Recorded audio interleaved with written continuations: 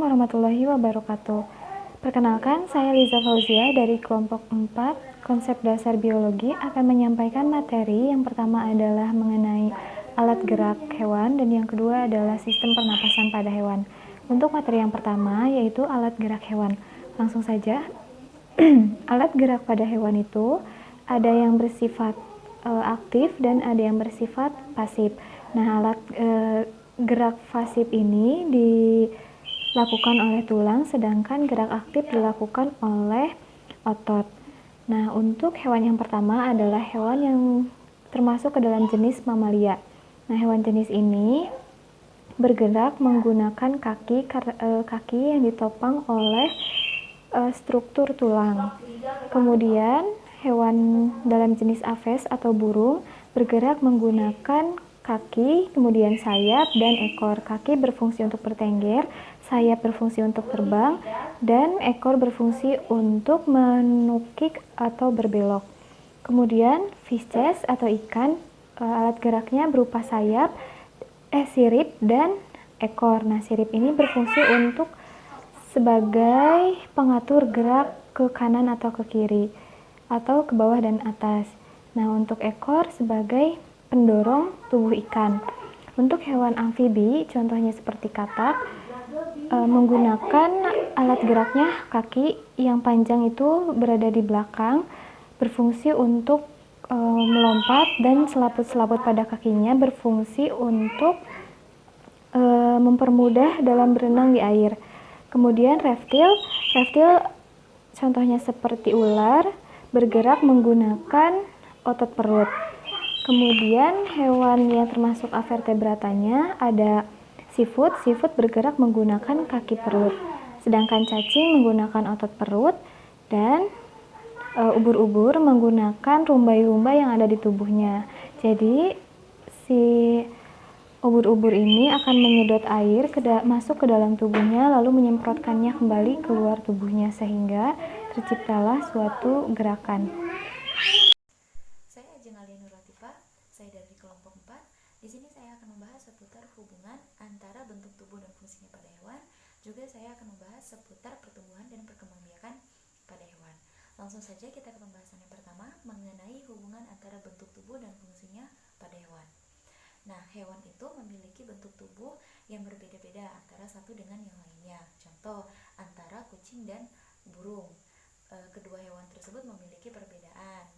Ada yang memiliki sayap, ada yang memiliki paruh, dan lain sebagainya. Namun ada juga hewan yang memiliki bentuk tubuh yang sama. Artinya, yang memiliki bentuk tubuh sama itu adalah yang satu spesies atau satu jenis. Di sini kelompok 4 akan membahas seputar 3 hewan yang sering kita temui di lingkungan sekitar untuk kemudian kita bahas mengenai anggota tubuh dan fungsinya pada hewan tersebut. Untuk hewan yang pertama kita akan membahas seputar kucing. Nah, kucing yang biasa kita lihat di kehidupan sehari-hari mempunyai anggota tubuh dan fungsinya tersendiri. Pertama, kucing itu memiliki mata. Nah, mata pada kucing itu sama seperti kebanyakan hewan yang lainnya digunakan untuk indera penglihatan. Lalu, kucing juga memiliki kaki. Nah, kaki ini berfungsi sebagai alat atau alat gerak pada kucing yang digunakan untuk berlari, berjalan, melompat, dan lain sebagainya. Nah, kucing juga memiliki mulut. Nah, mulut pada kucing ini digunakan sebagai alat untuk memasukkan makanan yang kemudian nanti dikunyah dan ditelan, yang nantinya makanan tersebut akan dijadikan sebagai asupan makanan bagi kucing itu sendiri. Lalu, kucing itu memiliki kumis. Nah, kumis pada kucing itu digunakan sebagai alat untuk mendeteksi lingkungan sekitarnya. Lalu, kucing juga memiliki bulu. Nah, bulu pada kucing ini digunakan atau berfungsi sebagai pengontrol tubuhnya. Jadi, kucing itu mempunyai alat untuk mendeteksi dirinya ketika di hawa yang panas atau udara yang panas dan udara yang dingin. Lalu, kucing juga memiliki ekor. Nah, ekor pada kucing ini digunakan sebagai alat penyeimbang ketika dia bergerak, berlari, melompat, dan lain sebagainya. Lanjut ke hewan yang kedua, yaitu burung. Nah, burung di sini memiliki beberapa bagian tubuh dan fungsinya tersendiri. Pertama, burung itu memiliki mata. Sudah jelas, mata pada burung maupun pada hewan yang lainnya sebagai alat penglihatan dan alat untuk memantau mangsanya ketika ia sedang terbang di udara. Selanjutnya, burung itu memiliki paruh. Nah, beda halnya ketika kita membahas seputar kucing yang memiliki mulut, di sini burung itu mempunyai yang namanya paruh.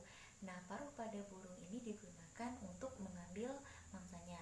Berbicara seputar paruh burung, di sini ada beberapa macam paruh dari masing-masing burung, bergantung dari jenis makanan apa yang dikonsumsi oleh burung tersebut. Semisal burung gereja atau burung pipit yang biasa kita kenal itu memiliki paruh yang pendek, tebal, tapi tajam. Nah, digunakan untuk memakan biji-bijian. Beda halnya dengan burung elang yang memiliki paruh agak meruncing di ujungnya dan tajam, digunakan untuk mengambil mangsanya dan mencabik langsung mangsanya yang berupa daging untuk burung elang. Nah, jadi paruh pada burung itu berbeda-beda bergantung dari jenis makanan apa yang ia konsumsi. Lalu burung juga memiliki bulu, sama halnya dengan bulu pada kucing, yaitu sebagai pengontrol kondisi tubuhnya, baik di suhu yang dingin ataupun suhu yang panas. Lalu burung juga memiliki ekor, sama pula halnya dengan ekor pada kucing yang berfungsi sebagai alat keseimbangan ketika dia terbang. Dalam hal burung di sini itu ketika dia terbang. Lalu burung juga memiliki cakar. Nah, cakar pada burung ini digunakan ada yang untuk hinggap di pohon, ada juga yang digunakan sebagai pencabik atau perekam mangsanya. Nah, biasanya pada burung elang itu cakar pada burung elang digunakan sebagai penerekam mangsanya. Jadi ketika dia terbang dan dia melihat ada mangsanya di bawah, dia langsung akan turun ke bawah dan langsung mengambil mangsanya, mencengkram mangsanya kuat-kuat dengan cakar yang ia miliki. Lalu burung identik dengan sayap. Nah, sayap pada burung itu digunakan untuk ia terbang di udara. Dari dua hewan tersebut dapat kita lihat ada beberapa perbedaan tentunya. Ketika burung memiliki sayap, di kucing memiliki kumis. Itu ada sedikit perbedaan dan fungsinya masing-masing. Untuk hewan yang ketiga yaitu hewan yang hidup di air, apalagi kalau bukan ikan. Dari banyaknya spesies hewan yang hidup di air, kita hanya akan membahas seputar ikan. Nah, ikan di sini memiliki yang namanya insang. Nah, insang digunakan ikan itu untuk mengambil oksigen. Artinya, ikan itu bernapas dengan insang, bukan dengan paru-paru. Lalu, ikan juga memiliki mata. Sudah jelas, mata itu digunakan sebagai indera penglihatan. Lalu, ikan itu memiliki sirip.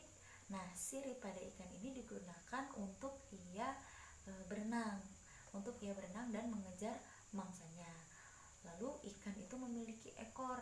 Nah, ekor pada ikan itu digunakan sebagai alat pembantu pada sirip.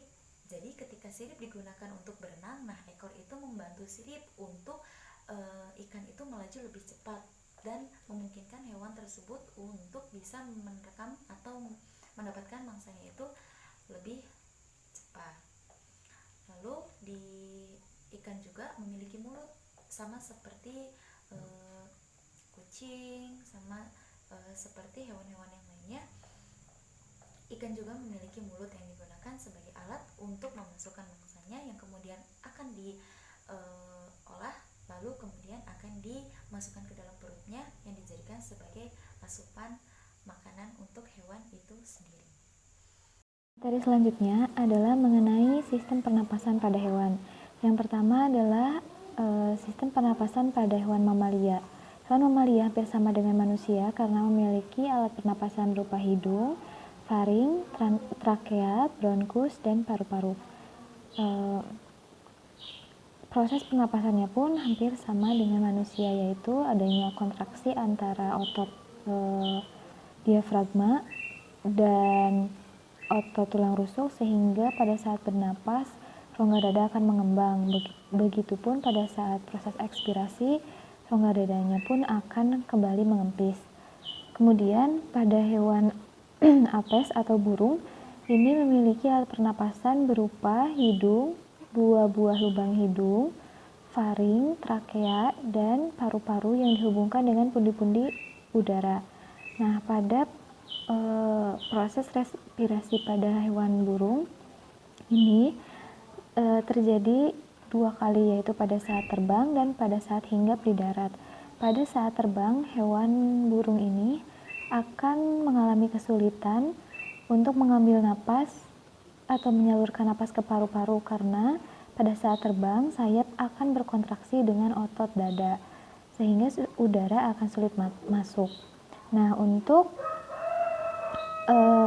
itu burung akan menggunakan udara yang tersisa di pundi-pundi udara.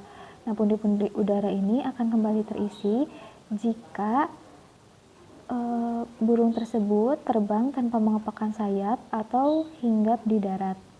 Nah, untuk proses pernapasan pada saat hinggap di darat yaitu sama melalui hidung dan kemudian adanya kontraksi antara otot diafragma dan otot tulang rusuk sehingga dadanya akan mengembang. Pada hewan reptil ini sama dengan mamalia karena memiliki organ atau sistem pernapasan berupa lubang hidung, kemudian bronkus, dan paru-paru. Nah, pada hewan reptil yang hidup di 2 wilayah seperti air dan darat, seperti halnya buaya, maka buaya ini akan memiliki katup udara sehingga pada saat menyelam ke dasar air, air tidak akan memasuki sistem pernapasan buaya. Nah, untuk hewan fisces atau ikan, ini menggunakan alat pernapasan berupa 4 pasang insang yang berada di kanan kiri kepalanya. 4 pasang insang ini memiliki lembaran yang diselubungi jaringan epiler yang berisi jaringan-jaringan pembuluh darah kapiler. Nah, pada saat proses respirasi, ikan akan membuka dan menutup mulutnya, begitu juga dengan insangnya. Untuk hewan amfibi atau hewan yang hidup di 2 wilayah seperti air dan darat, contohnya katak, maka akan memiliki alat pernapasan berupa paru-paru, kulit, dan insang. Sedangkan untuk hewan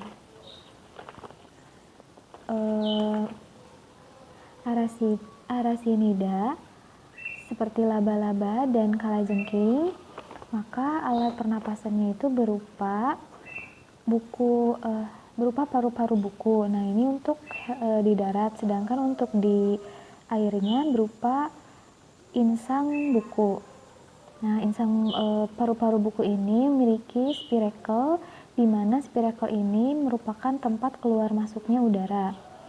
Nah, untuk hewan krustasea atau seperti udang, lobster, dan kepiting, ini akan bernapas menggunakan insang. Insang ini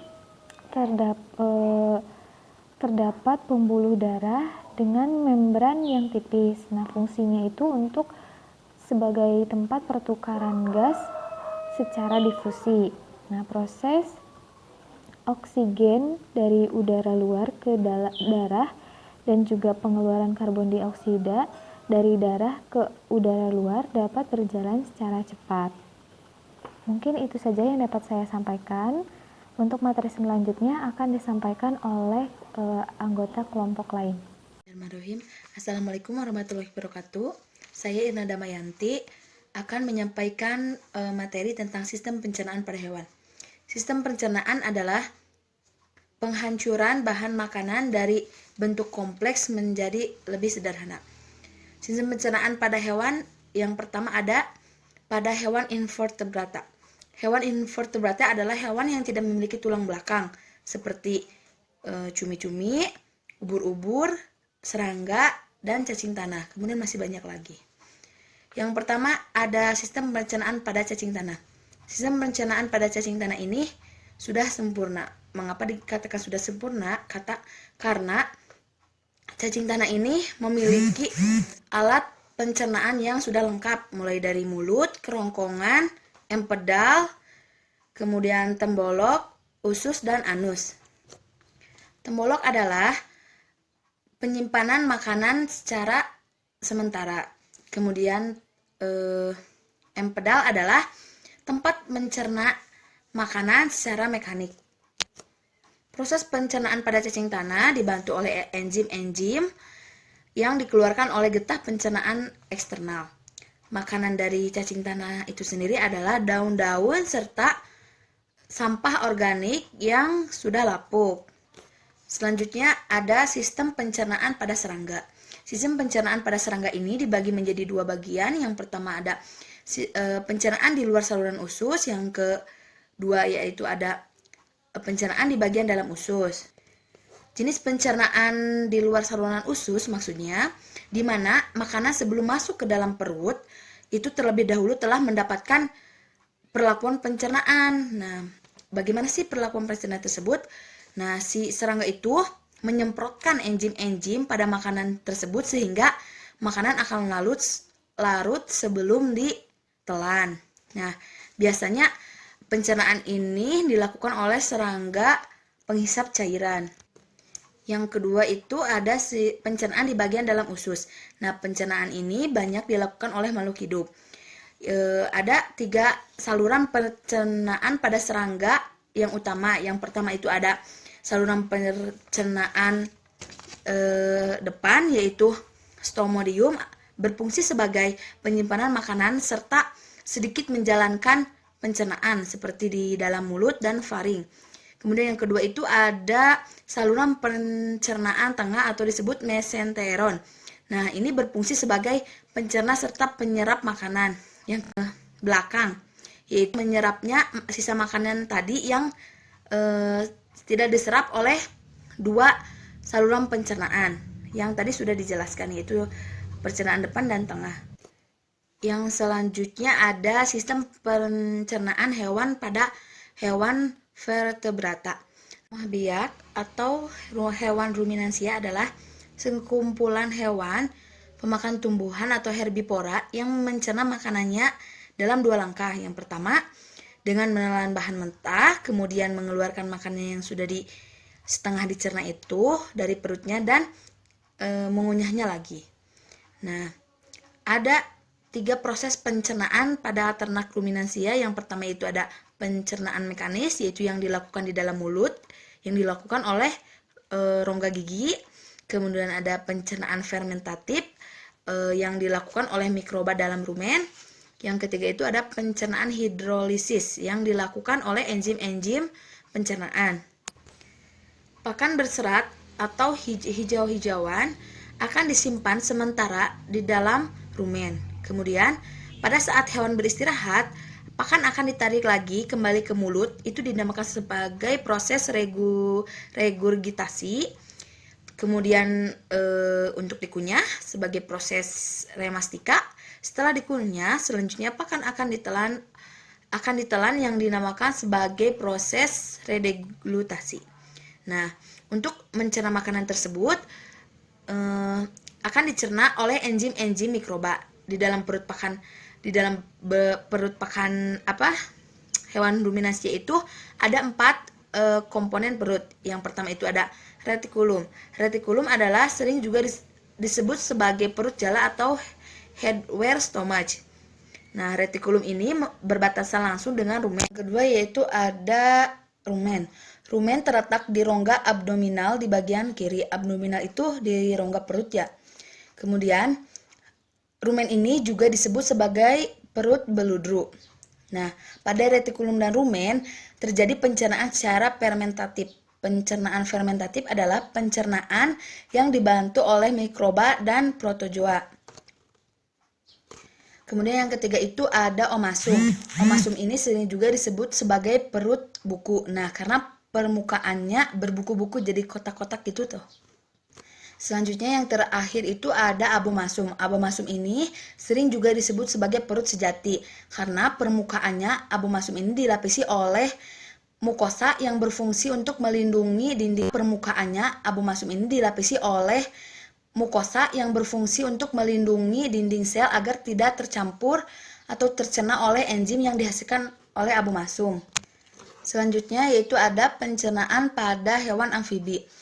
Contoh salah satu hewan amfibi adalah katak yang hidup di dua alam.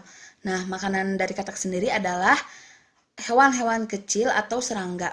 Saluran pencernaan katak meliputi rongga mulut, esofagus.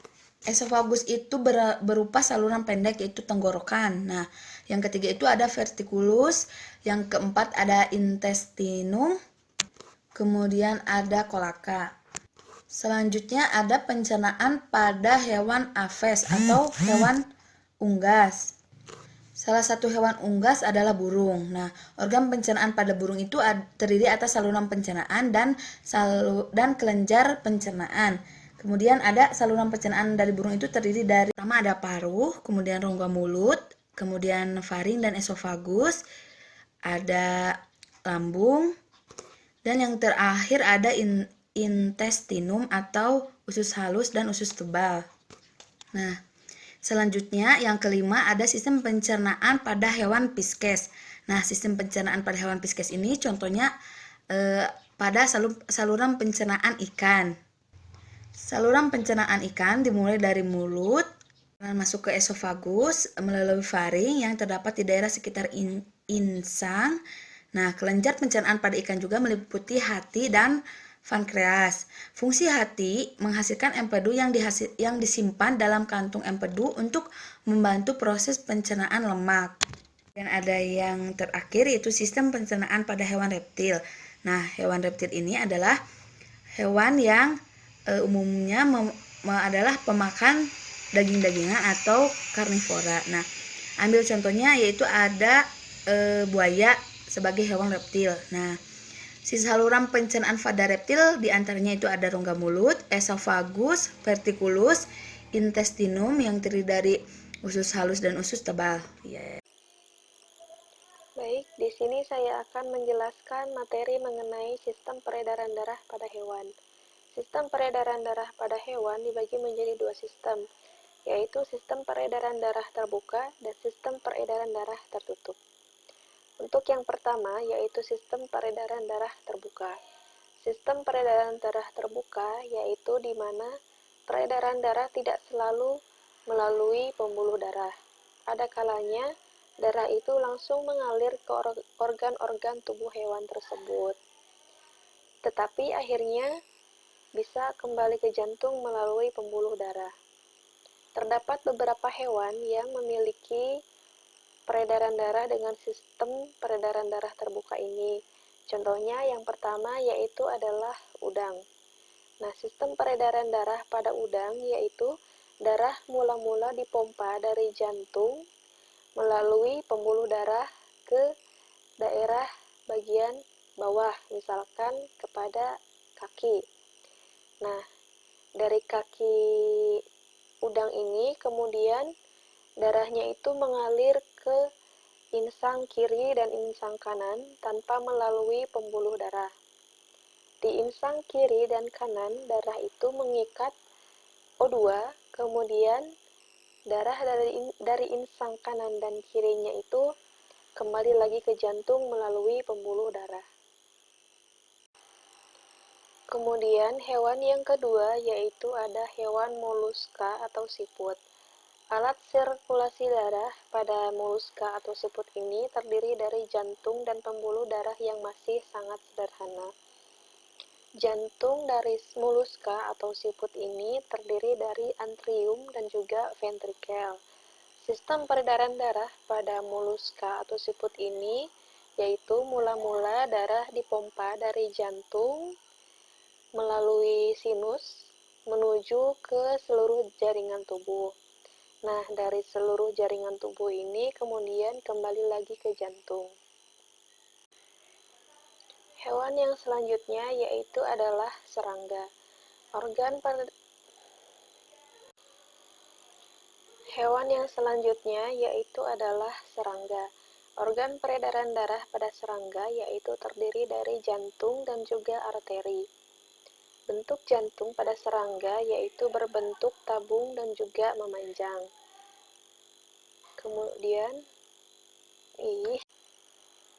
hewan yang selanjutnya yaitu adalah serangga. Organ peredaran darah pada serangga yaitu terdiri dari jantung dan juga arteri. Bentuk dari jantung serangga ini yaitu tabung dan juga memanjang.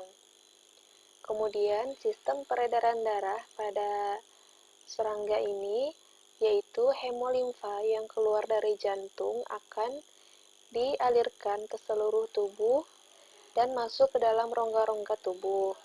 Nah, hemolimfa yang keluar dari rongga tubuh ini akan kembali lagi ke jantung dengan bantuan ostia. Bentuk darah atau warna darah dari serangga ini yaitu berwarna bening karena pada serangga itu tidak mengandung hemoglobin sehingga darahnya itu akan berwarna bening. Kemudian materi yang selanjutnya yaitu sistem peredaran darah tertutup. Maksud dari sistem peredaran darah tertutup ini yaitu setiap aliran darah itu selalu melalui pembuluh darah. Berbeda dengan sistem peredaran darah terbuka yang dimana setiap peredaran darahnya itu tidak selalu melalui pembuluh darah. Materi yang selanjutnya yaitu sistem peredaran darah tertutup. Maksud dari sistem peredaran darah tertutup ini yaitu setiap peredaran darah selalu melalui pembuluh darah. Berbeda dengan sistem peredaran darah terbuka di mana peredaran darahnya itu tidak selalu melewati pembuluh darah. Kemudian di sini juga terdapat beberapa contoh hewan yang memiliki sistem peredaran darah tertutup.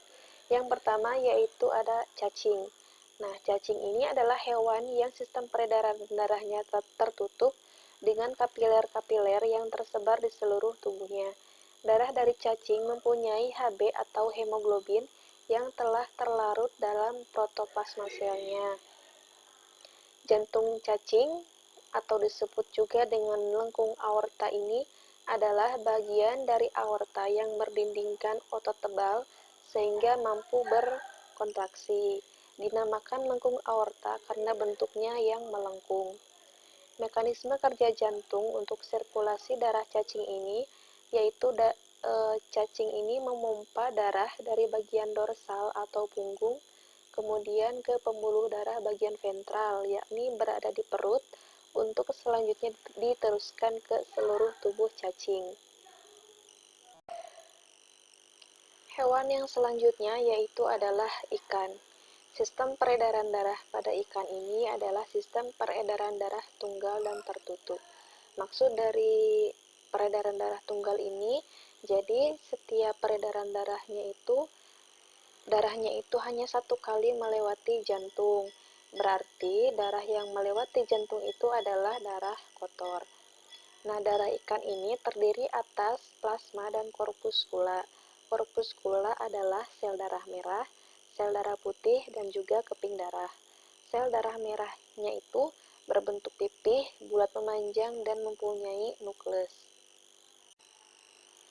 Kemudian, sistem peredaran darah dari ikan sendiri yaitu yang pertama, darah itu dipompa dari serambi jantung menuju ke bilik jantung. Kemudian dari bilik jantung, darahnya itu dialirkan menuju insang melalui pembuluh insang. Nah, di insang ini darah mengikat karbon dioksida dan juga oksigen. Nah, dari insang kemudian darah menuju ke aorta. Kemudian dari aorta itu akan dialirkan ke seluruh tubuh. Nah, di mana aliran darah ke seluruh tubuh ini membawa sari-sari makanan dan juga zat-zat lainnya melalui darah. Kemudian setelah dari seluruh tubuh, darahnya itu akan menuju ke pembuluh balik, kemudian kembali lagi ke serambi jantung. Kemudian sistem peredaran darah terbuka yang selanjutnya yaitu terdapat pada hewan katak atau amfibi.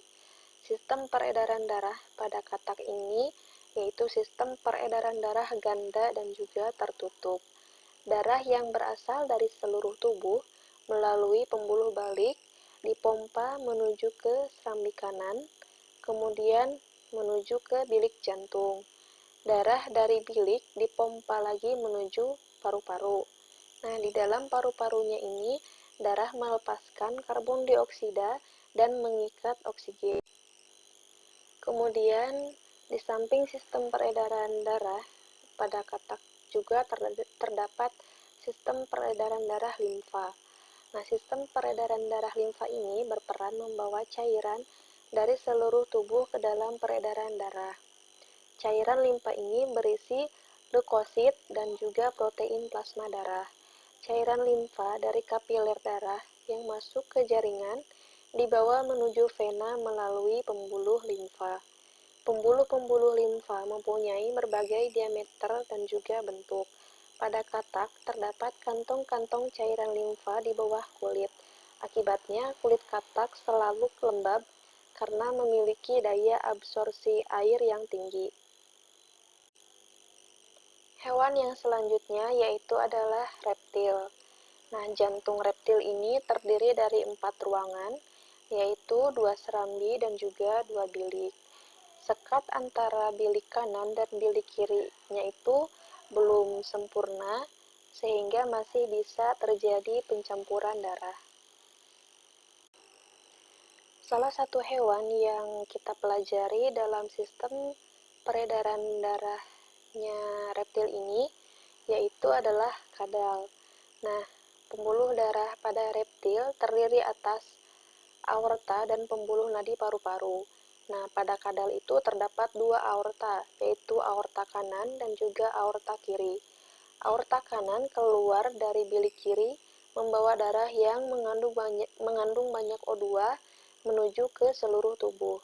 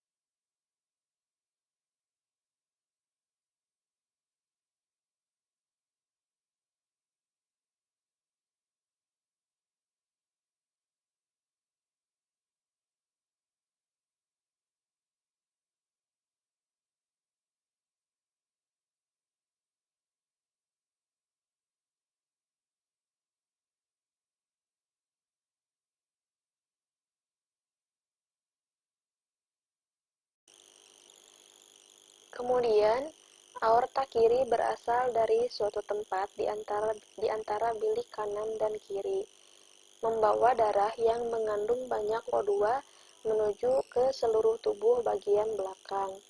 Kedua aorta tersebut selanjutnya bersatu membentuk arteri utama yang bercabang-cabang ke seluruh tubuh. Darah yang berasal dari seluruh tubuh akan kembali ke jantung melalui serambi kanan. Pembuluh nadi paru-paru keluar dari bilik kanan mengangkut darah yang banyak mengandung CO2. Di paru-paru, darah mengikat CO2 dan mengikat O2. Darah dari paru-paru yang mengandung banyak O2 akan menuju jantung melalui serambi kiri. Jadi, sistem peredaran darah pada reptil memasuki jantung sebanyak 2 kali itu bisa disebut sebagai sistem peredaran darah ganda. Kemudian hewan yang selanjutnya yaitu adalah burung atau aves. Nah, alat peredaran darah pada burung atau aves ini mirip dengan peredaran darah pada manusia.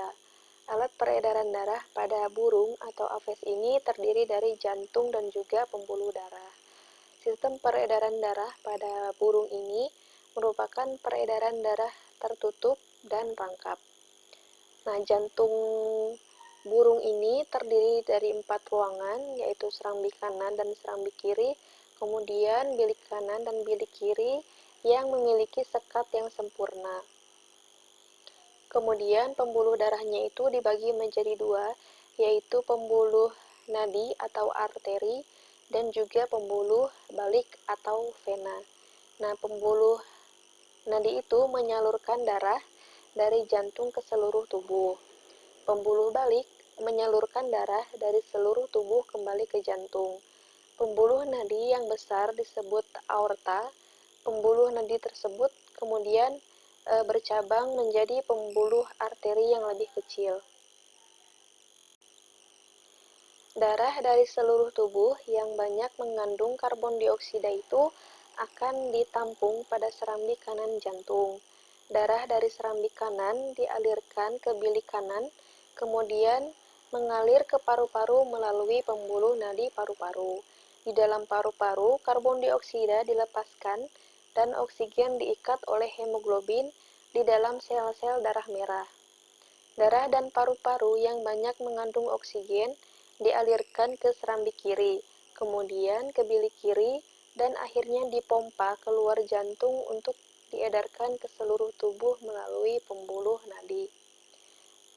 Nah, itulah contoh-contoh dari hewan yang memiliki sistem peredaran darah tertutup.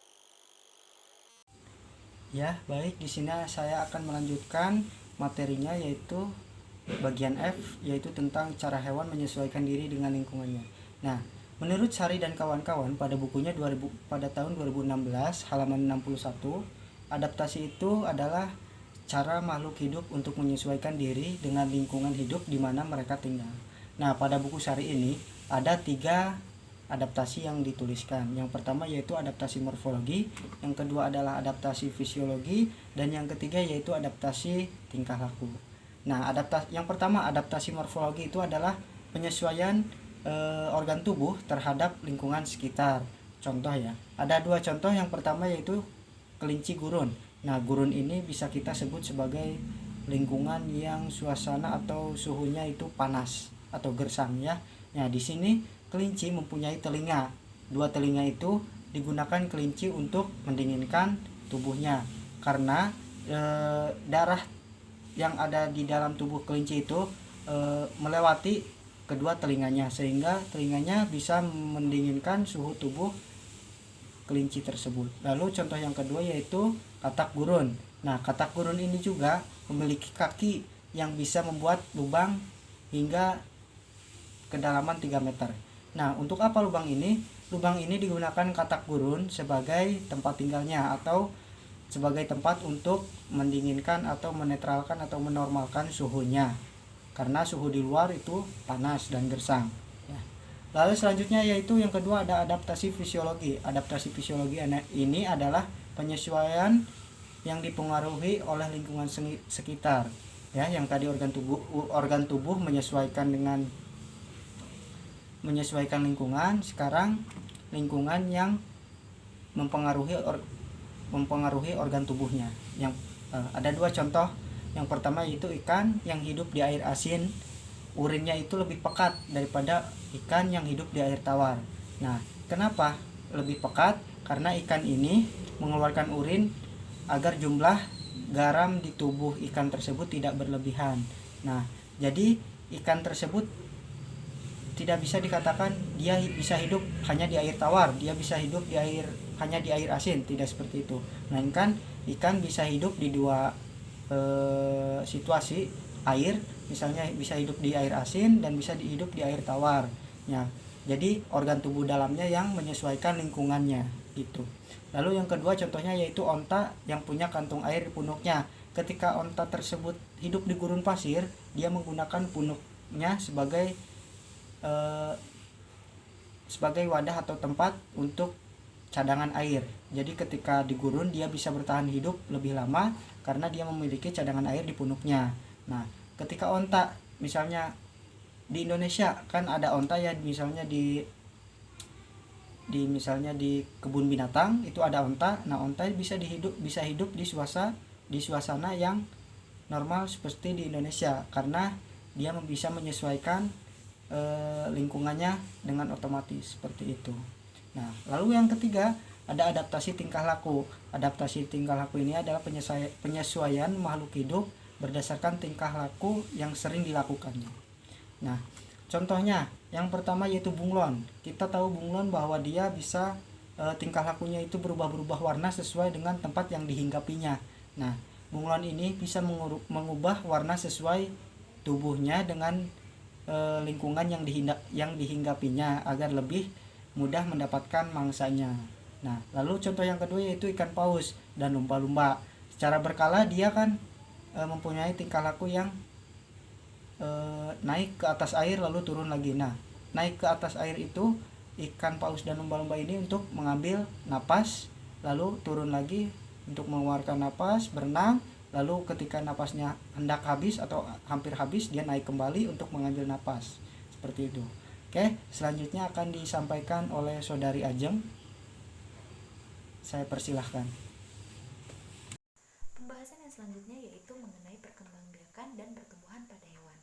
Nah, setiap makhluk hidup pasti akan mengalami yang namanya pertumbuhan dan perkembangbiakan, termasuk juga pada hewan. Salah satu tanda yang dapat dikenali oleh manusia ketika hewan tersebut mengalami pertumbuhan, salah satunya adalah bertambahnya ukuran tubuhnya. Artinya ukuran tubuhnya tersebut menjadi lebih besar dari ukuran tubuh yang sebelumnya. Nah, pada pertumbuhan hewan di sini ada dua fase. Fase yang pertama yaitu fase embrionik dan fase pasca embrionik. Nah, fase embrionik ini adalah fase di mana zigot terbentuk antara pertemuan dari ovum dan sel sperma yang nantinya akan dibuahi. Nah, pada fase embrionik ini terjadi beberapa tahap.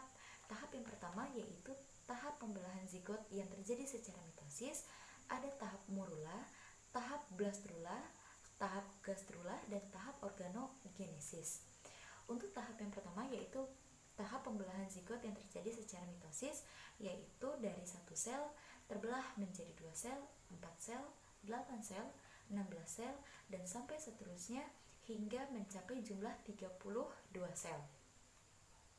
Untuk tahap selanjutnya yaitu dari sekumpulan sel tersebut tersusun menjadi seperti buah anggur yang dinamakan sebagai morula. Nah, pembelahan terus berlanjut sampai membentuk rongga di bagian dalam yang disebut sebagai blastosol. Nah, pembentukan ini disebut sebagai tahap blastrula. Jadi tahap morula dan blastrula ini menyatu karena adanya sekumpulan sel yang berlanjut hingga membentuk rongga di bagian dalam. Selanjutnya untuk tahap gastrula. Nah, di tahap gastrula ini identik dengan pembentukan 3 lapisan embrionik. Yang pertama adalah lapisan ectoderm atau lapisan luar, yang kedua lapisan mesoderm atau lapisan tengah, dan yang ketiga adalah lapisan endoderm atau lapisan dalam. Lalu ada tahap organogenesis. Nah, tahap organogenesis adalah tahap di mana pembentukan organ tubuh dari 3 lapisan embrionik yang tadi. Untuk lapisan pertama yaitu lapisan ectoderm atau lapisan luar. Nah, di lapisan luar ini berkembang menjadi kulit, rambut, sistem syaraf, dan sistem indera. Lalu untuk lapisan yang kedua yaitu lapisan mesoderm atau lapisan tengah, di mana di lapisan tengah ini berkembang menjadi otot, lalu rangka, alat reproduksi, peredaran darah, dan alat ekresi. Selanjutnya ada lapisan endoderm atau lapisan dalam. Nah, di lapisan dalam ini berkembang menjadi alat pencernaan dan alat pernapasan. Itu adalah tahap dari fase embrionik. Lalu kita akan membahas seputar fase pasca embrionik. Nah, pada fase ini dimulai sejak hewan tersebut lahir atau menetas. Untuk lebih singkatnya, fase pasca embrionik ini kita kenal sebagai metamorfosis. Nah, metamorfosis ini ada dua, ada metamorfosis sempurna dan metamorfosis tidak sempurna. Metamorfosis sempurna itu bisa kita singkat atau bisa kita rangkum sebagai perkembangbiakan dari seekor hewan yang bentuknya itu berbeda setiap kali ia mengalami perkembangbiakan. Contohnya terjadi pada kupu-kupu. Kupu-kupu yang berasal dari telur lalu berkembang biak menjadi ulat dari ulat kepompong, dari kepompong akhirnya menjadi kupu-kupu. Nah, dari perkembangbiakan itu disebut sebagai metamorfosis sempurna karena dari satu proses ke proses yang lain sehingga menjadi kupu-kupu itu mengalami bentuk yang berbeda. Jelas tadi kita bahas ada telur, ulat, kepompong, dan sampai akhirnya menjadi kupu-kupu itu mengalami atau mempunyai bentuk yang berbeda. Beda halnya dengan metamorfosis tidak sempurna. Artinya, metamorfosis tidak sempurna itu kebalikan dari metamorfosis sempurna, di mana setiap perkembangbiakan yang dialami oleh hewan tersebut tidak adanya perbedaan yang signifikan dari setiap prosesnya. Contohnya terjadi pada belalang. Nah, pada belalang yang diawali dengan telur, lalu nimfa atau belalang kecil sampai akhirnya menjadi belalang dewasa. Nah, yang berbeda hanya ukuran tubuhnya saja. Dari ukuran tubuhnya kecil berlanjut hingga tubuhnya itu menjadi besar. Itu ada dua perbedaan antara metamorfosis sempurna dan metamorfosis tidak sempurna. Ya, selanjutnya bagian yang terakhir yaitu bagian H, yaitu tentang pelestarian hewan. Nah, menurut Sari dan kawan-kawan pada bukunya 2016 halaman 61, ada beragam jenis hewan yang hidup di wilayah Indonesia dan hewan tersebut tergolong langka. Oleh karena itu, dalam buku ini ada beberapa upaya yang dapat dilakukan di Indonesia untuk melestarikan hewan yang hampir punah. Yang pertama yaitu memberikan penyuluhan secara intensif. Memberikan penyuluhan secara intensif ini bisa dilakukan di setiap desa-desa. Dia bisa membuat sebuah program penyuluhan terhadap masyarakatnya agar bisa melindungi hewan yang dilestarikan, ya, tidak membunuhnya. Lalu yang kedua yaitu pembuatan cagar alam dan suaka marga satwa. Nah, cagar alam ini untuk melindungi lingkungan atau lingkungan yang terdapat tumbuhan-tumbuhan sebagai tempat hidup hewan tersebut. Lalu suaka marga satwanya yaitu suatu lingkungan yang yang tempatnya itu khusus untuk melestarikan hewan seperti kebun binatang seperti itu ya. Lalu yang ketiga yaitu pembuatan undang-undang perburuan. Nah, undang-undang perburuan ini dilakukan oleh pemerintah. Nah, pemerintah hendaknya membuat sebuah undang-undang perburuan ini karena ketika undang-undang ini dibuat, maka manusia akan mematuhi manusia akan mematuhi peraturan yang telah dilakukan oleh atau yang telah dikeluarkan oleh pemerintah tersebut. Nah, lalu yang keempat, yang terakhir yaitu mengganti bahan-bahan asli seperti gading, kulit ular, kulit harimau dan lain-lain dengan bahan tiruan atau bahan sintetis. Misalnya kita tahu kan kalau hiasan di dinding itu ada misalnya patung kepala rusa, patung kepala banteng seperti itu. Dan misalnya tas dari kulit harimau asli seperti itu. Nah, hendaknya seluruh masyarakat mengurangi penggunaan bahan-bahan asli ini dengan menggunakan bahan tiruan, misalnya terbuat dari plastik, patung rusa terbuat dari plastik, lalu kantung terbuat dari bahan yang misalnya plastik juga sintetis seperti itu agar mengurangi perburuan liar yang dilakukan yang tujuannya itu untuk menguntungkan dirinya sendiri seperti itu. Oke, terima kasih.